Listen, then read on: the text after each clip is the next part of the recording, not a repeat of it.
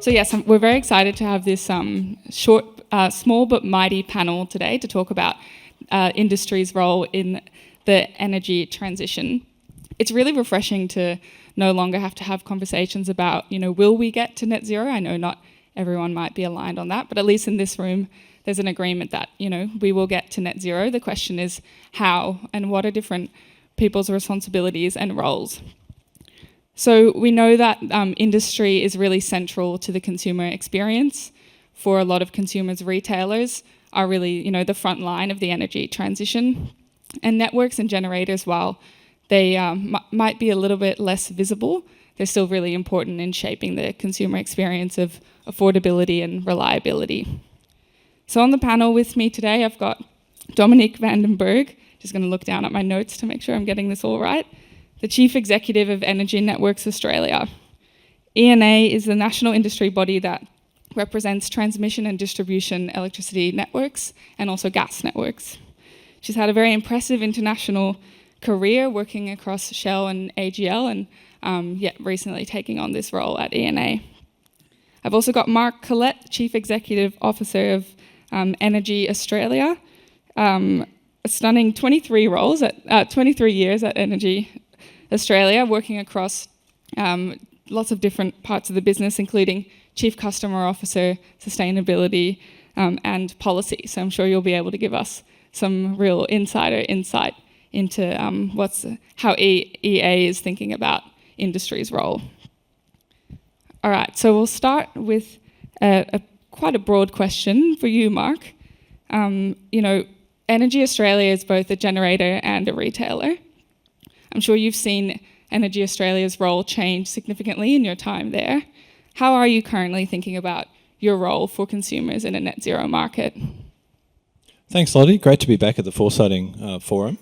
Look, I thought I might start with a counterfactual, and I have been in Energy Australia for quite some time, and one of the advantages of that is you get to meet people from all over the world and look at what they're doing around net zero. And I joined the energy industry for net zero, for the energy transformation, which went really slow for a while and now seems to be going really fast. And just as a counterpoint, once upon a time I was talking to someone from South Carolina, and South Carolina is a really sunny state in the United States.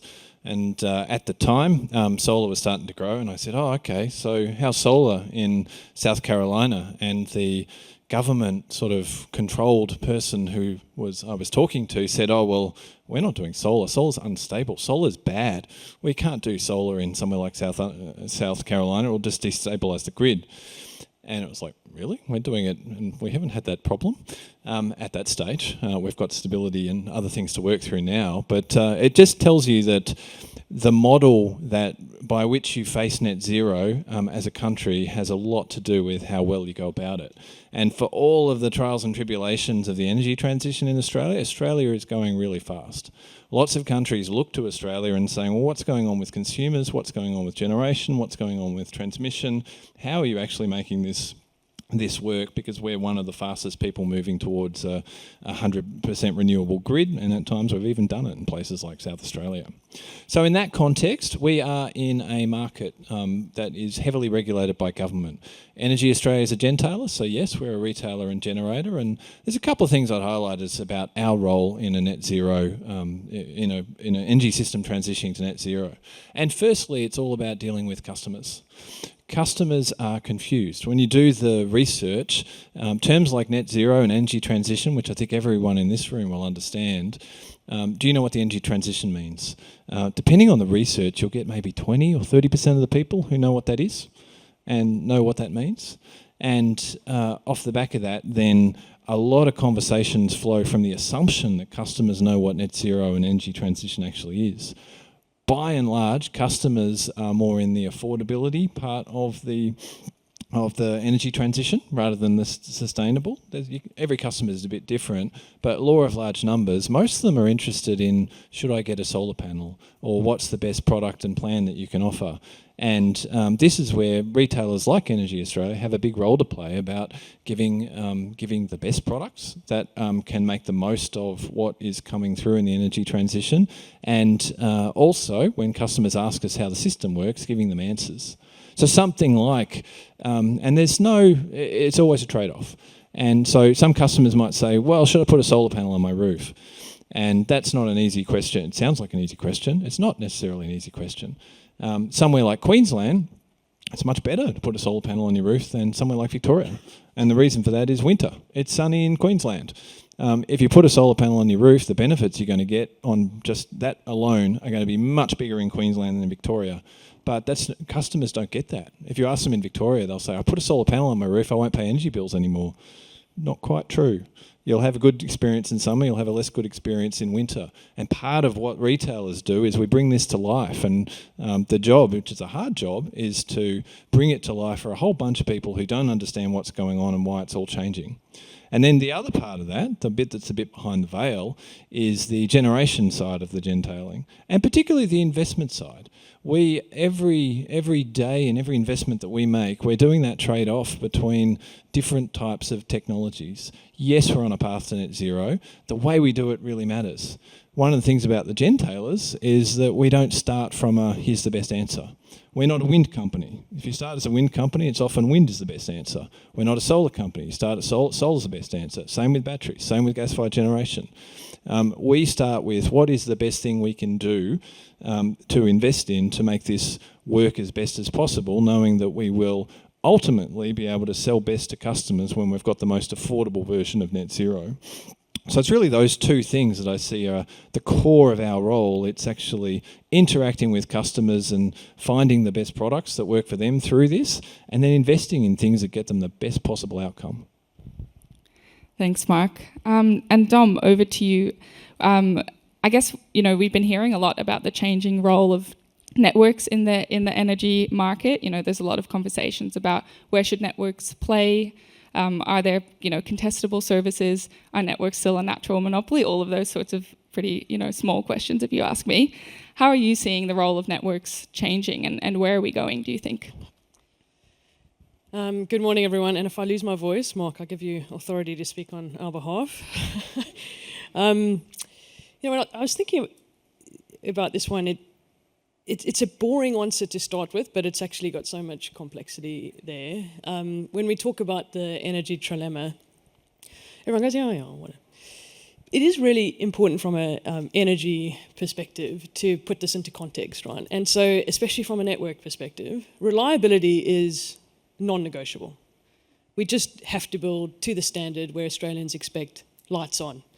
You can hear my accent, I'm South African. I can tell you what it's like when you have rolling blackouts for 6 hours a day and what that means to a society. It just destabilizes everything. So reliability, rightly, as a first world nation, is a non-negotiable. Kind of to what Mark said earlier, though, on emissions, we are on a path now which is, let's hope, but we're not going back from this path, which kind of sees us at 2040. We're north of 97% renewables when it comes to the electricity sector. And so it is the balance of supply and how we go about delivering that is absolutely crucial. It is not like there is some solution out there that says, keep coal in for longer, and you get a lower cost outcome. There is enough analysis out there to prove the counterfactual that says that is not the case. And so those in the industry that are developing and building and putting their money in it are moving to a renewable storage and backed by firmed by gas solution. So from an emissions perspective, we're on this journey, and we need to make sure that, to Mark's point, the balance is correct. So that then leaves the third, which is around cost. And this is incumbent, I think, on all of us now, from a consumer perspective, how we keep cost down for consumers. Part of this is narrative, and I'll come back to that. But part of it, the most important part, is that we're making the right decisions on how we, number one, use the infrastructure we've got. And so this is your point, Lot, on distribution networks in particular. There used to be poles and wires, pretty simple stuff. There is so much more that we can actually use from a distribution network, using more of what we already have, that is good for the consumer, that is critical from the consumer. Number two, the transmission and the enormous opportunity that brings in unlocking, particularly, diversified wind.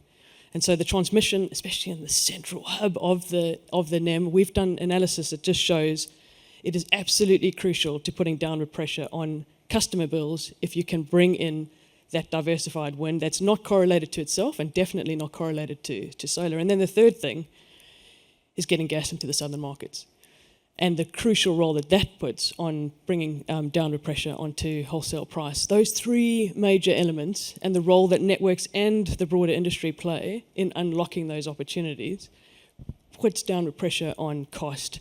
And this is where we bring consumers with us on this journey. And I fully have seen the same results that Mark has when we talk to consumers. They are totally confused, and we are a complex energy industry that do not help ourselves. We make it extremely difficult. You just think of your own bill.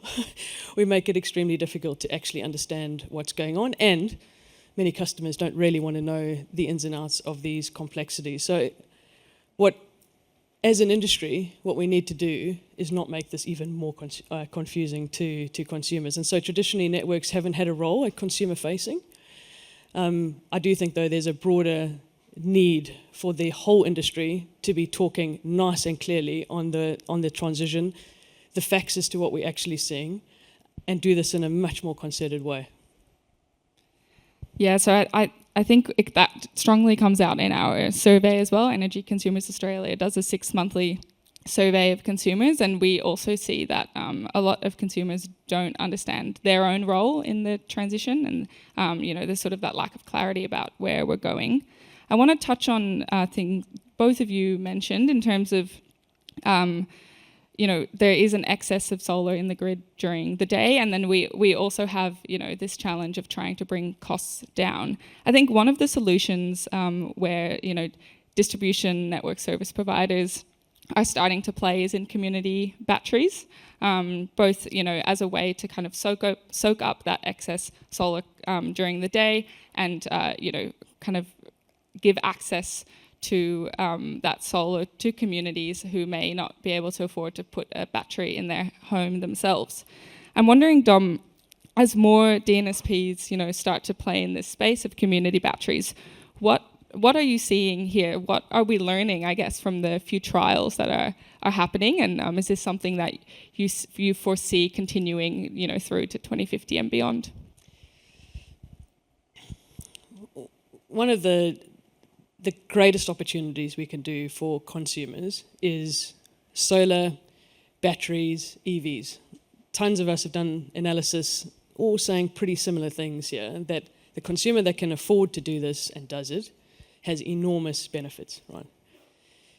What is worrying is the consumer that does not, or cannot, rather, make the switch. And this is where EVs, how you actually charge those EVs, where you put them, for those that don't own space that they can charge at home, community batteries for those that don't have a battery, starts to speak to that equity question. Because we are definitely on a path where the customer that can put all that in their own home is probably getting 50% discount on their bill, energy bill, including the capital cost. Enroll that in a VPP and it's coming down by, say, another, depending on the research, another 30%. The customer that cannot then is really, really missing out. And so the challenge is, what can we do? And on the distribution network, there are genuine opportunities, including putting storage close to load on the distribution network, getting the economies of scale through on that storage, and helping benefit all customers on that network by putting the price down. This is not networks owning and operating those batteries. This is networks working in partnership with the retailers to make sure you get the best value out of these batteries and help bring the load down, help bring the cost down for everyone. Same with EVs. What's great about the opportunity with EVs is if you say the load coming from EVs in terms of demand is going to be significant between now and 2050, what we can actually do on the distribution network that is in homes and on the actual distribution network itself can effectively absorb all of that EV load. So what does that mean? It means that it's not going to put upward pressure rather on the wholesale price, because you can effectively absorb all of those EVs and use it properly to better utilize the network. That's extremely powerful if it's done in the right coordinated way. And the technology is almost there today when it comes to EVs to be able to do it. So we see the distribution network as both unlocking that opportunity, but also helping provide solutions for those from an equity basis that can't afford or cannot physically put in this infrastructure into their own homes. Mark, how are you seeing this issue of DNSPs playing in this space? And I guess I know Energy Australia also has some innovative, EV plans and community battery plans as well. Curious to see how you're seeing that sort of role evolve from a retailer perspective. First thing I'd say is community batteries aren't a pilot. They're something we're rolling out. And the whole premise of a community battery is that there are parts of the grid where you can put in a battery, there's lower operating costs for the network, and there's an asset that can be used by a retailer with its customers, and so both have a role to play in funding it. What's the benefit is for the customer in just about every application is that they end up with a lower network tariff and a lower retail price than in the absence of that community battery. And that is profoundly good. For many customers, it's not a choice of, it's not obvious in those areas where the community batteries are that they are better off putting solar and batteries in their own home. And the reason for that is that if you look at when it's sunny, the solar panels feed-in tariffs pretty much zero. So you're paying thousands of dollars for something that gives you no return. On the flip side, you can sign up to a community battery, which has a grid-based product which stores solar in the middle of the day, and you may well be better off on that. So this is a new form of competition, which is not just for renters and others, but it's for homeowners and people who might otherwise be thinking, well, I'm going to make all these investments. They may well be better off by that. And we're really enthusiastic about bringing that to life, and that's why we've launched community battery products, and customers are really interested in them. They're also quite colourful where they're located. They've got some great sort of street art that sort of paints the batteries, and they're something that local communities actually can really get behind. And I mention that because a lot of things in energy, when you go out and say, hey, I'm going to build this thing, people are like, I don't like that thing. People do like putting solar on their roof. People do like EVs, and people do like community batteries. So it's great to find the things that not only work economically, but the community likes them. And that's what we're excited about with community batteries. Yeah, great. So changing tact a little bit now, I can see here, I think the most popular question from the floor is around how energy businesses are currently addressing customer trust. So we definitely see in some of the data that we work with that retailers, for example, are among the least trusted sectors. I think there's a lot to be said for really putting the focus on building that trust, especially as the role of the consumer and sort of what we're expecting of consumers in the transition is changing. How do you see that trust issue? Is that something you're seeing come through in the data that you're working with, and how are you sort of working to address it? Absolutely. We see the polling and we test trust across a broad range of groups. And yes, trust in retailers is low. Trust in governments is equally low. Trust in regulators is slightly better, but very low. Trust in all parts of the sector is very low. Trust across the economy in commercial enterprises is low. So we're not in a high trust environment. It's not like retail stands out, energy retail stands out, that it's low trust in an environment where the rest of it is high trust. That's a problem for the sector. It's a problem for governments. It's a problem for regulators. It's a problem because we're asking customers to go through one of the biggest transitions they're ever going to see in an environment where they're not sure who they can trust across any of the participants. So, for example, where this comes to life is in things like virtual power plants that Dom talked about earlier. One of the things that even take AEMO. AEMO did this forecast saying, hey, great, we've got all this distributed energy and it'll be controllable via virtual power plants, so we'll be able to build less centralised stuff and everybody wins. And then the market came out, and by and large, consumers are not making their batteries available to the market. And so initially, government said, oh, okay, maybe it must be a money thing. Customers must, if we just give them more money, then it'll happen. And so the subsidies went into batteries. There's more incentives from different state and federal schemes to be part of a VPP. It's not a money thing. It's a trust thing. and it's what's the right product that demonstrates I have value to get there.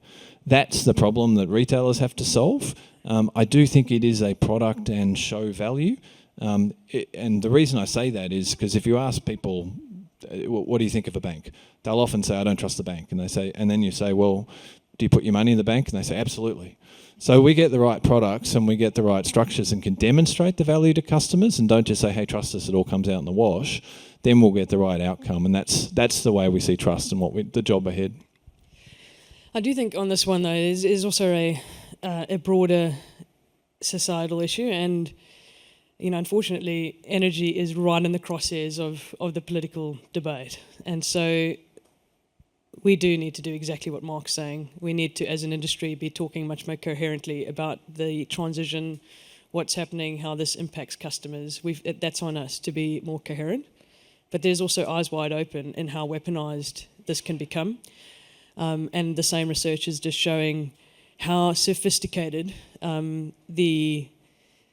especially on social media, how sophisticated the anti-campaign is. So much like what we spoke in the beginning, so we're on a pathway, most experts would agree, this pathway is a renewables pathway, 97% is backed up by storage and gas.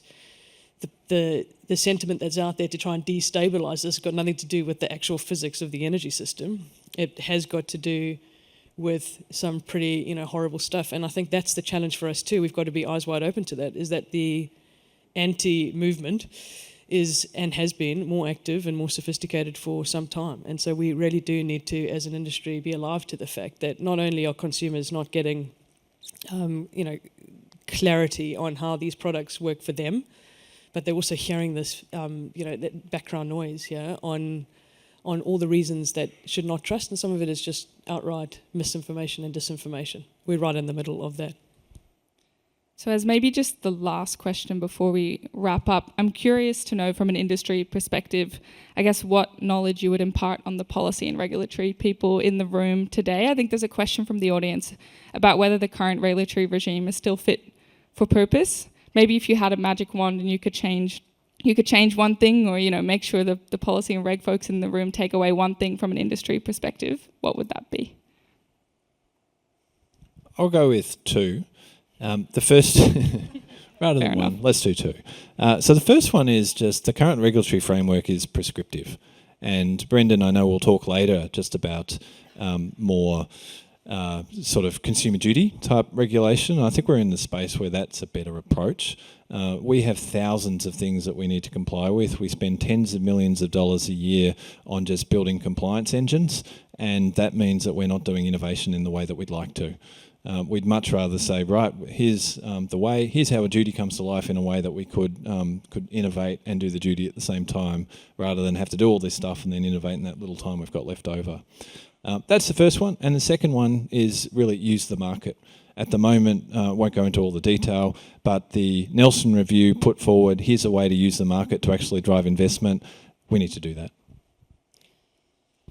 I'll just add to that. I think the flexibility now is crucial. You heard the data center discussion earlier, what actually happens with demand, how fast that's moving, what's actually happening on how distribution companies need to interact with retailers, need to interact with consumers. It's moving at such a pace. There's an uncertainty aspect there, and the regulation that can deal to that to both incentivize the right decisions for consumers, but also deal to that flexibility in a way that we are at that inflection point where if some of those data center figures kind of come through, the electrification, we are on the demand rising pathway already, and that is set to continue. This is a different world to where we were even 5, 10, 15 years back, where we've seen pretty stable, if not declining demand. It's a massive change. And if that comes through at pace, as we're expecting and as we're seeing today, then the flexibility to be able to adapt and make sure that we are there for consumers and that consumers don't bear all the risk if the demand does not eventuate is absolutely crucial from a regulation perspective. Thank you both so much for your time today. I think this conversation really highlights that it is important for us consumer advocates, the policy folks in the room, to keep the conversation going with industry, to really have those difficult conversations early and put the consumer at the center of those making sure we're building trust and that this transition is fair and equitable as well. Thank you so much.